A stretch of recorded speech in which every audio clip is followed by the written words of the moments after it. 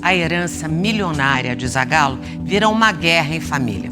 O Domingo Espetacular tem acesso ao testamento do tetracampeão e revela por que o filho caçula vai ficar com mais da metade da fortuna. E também o motivo da profunda decepção de Zagallo com os outros 3 herdeiros. Ele conseguiu no futebol um feito até hoje inédito: conquistar o mundo 4 vezes como jogador, treinador e coordenador técnico. Um homem que também ficou famoso por uma personalidade forte. Mário Jorge Lobo Zagallo não tinha papas na língua. Vocês vão ter que me engolir!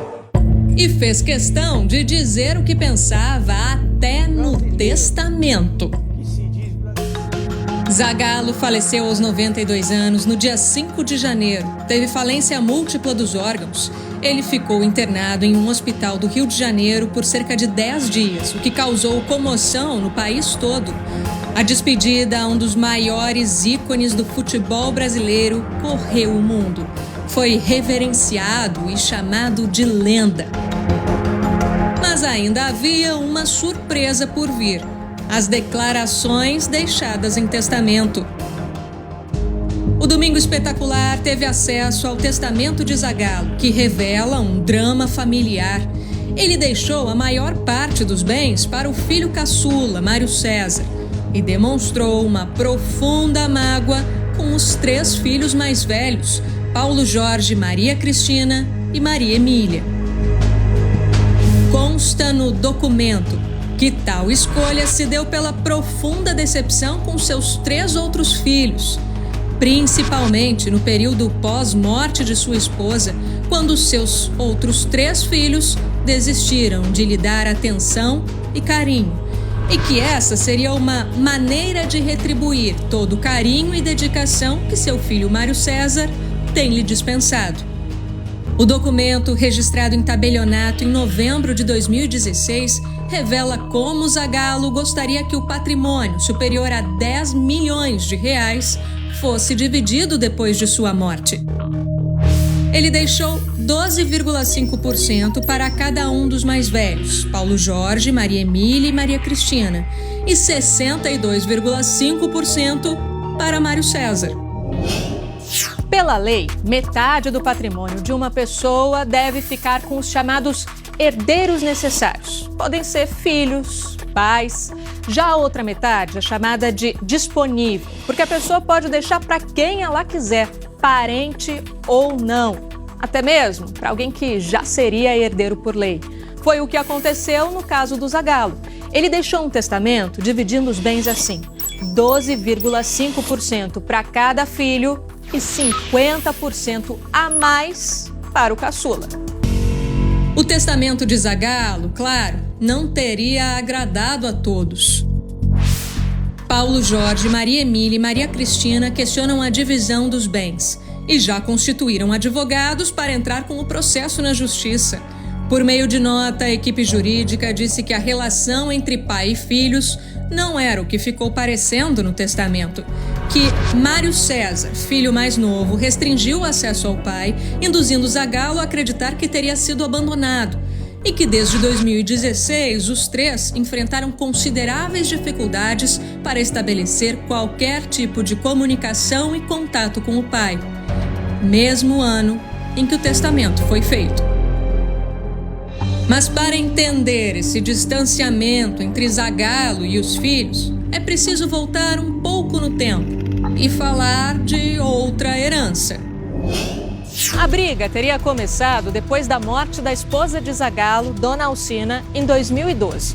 Os 4 filhos renunciaram à herança para que tudo ficasse com Zagallo, mas meses depois encontraram um testamento deixado pela mãe. E os 3 mais velhos entraram na justiça contra Zagallo, pedindo a revisão da divisão dos bens. Mas o documento era do início da década de 80 e o patrimônio que constava nele já nem existia mais. A herança ficou mesmo com Zagallo. E uma mágoa dos 3 filhos mais velhos também. O Domingo Espetacular também teve acesso a esse documento. No processo, os 3 filhos relatam que o pai disse a eles que não havia um testamento deixado pela mãe, o que não era verdade, e pediam a nulidade absoluta do inventário extrajudicial. Apontavam ainda falsidade ideológica de Zagallo por omitir documento público ou particular e pediam que fosse citado como réu. A justiça entendeu que o testamento deixado pela esposa de Zagallo era nulo e manteve o inventário do cartório com o marido como o único beneficiário da herança. Por telefone, conversamos com o filho mais novo, Mário César. Ele não quis gravar entrevista, mas confirmou que era ele quem cuidava e fazia tudo pelo pai. Reiterou que o próprio Zagallo costumava dizer isso em vida, até em entrevistas. Na conversa, Mário César disse: "Eu não tenho que falar mais nada. Eu tenho só que usar a frase do meu pai. Eles vão ter que me engolir." Mas se Zagallo respeitou os limites da lei para a divisão de bens no testamento, o que poderia ser discutido na justiça? Outra questão apontada pelos 3 filhos mais velhos é que foram identificados saques recorrentes em contas bancárias de Zagallo, envolvendo quantias incompatíveis com seu padrão de vida enquanto idoso. Depende realmente de uma análise contábil e com herdeiros em litígio, obviamente, né, você vê que vão ter vários pontos que vão ser trazidos para debate. E sobre o afastamento de Zagallo, supostamente contra a vontade dos filhos mais velhos e por influência do caçula, é preciso ser analisada a possibilidade de alienação parental inversa, quando o filho aliena o pai. O idoso é tão vulnerável quanto uma criança, só que normalmente está ligado a questões patrimoniais. Só que para isso existe um processo que vai avaliar, através de uma perícia, se aquela pessoa realmente ela estava sendo alienada ou se ela simplesmente não queria estar junto. Tentamos contato com os 3 filhos mais velhos de Zagallo, Paulo Jorge, Maria Emília e Maria Cristina. Nenhum deles atendeu às nossas ligações. Segundo a advogada, o drama envolvendo os herdeiros desse gênio do futebol não é uma novidade. São situações muito comuns nos momentos de partilha de heranças.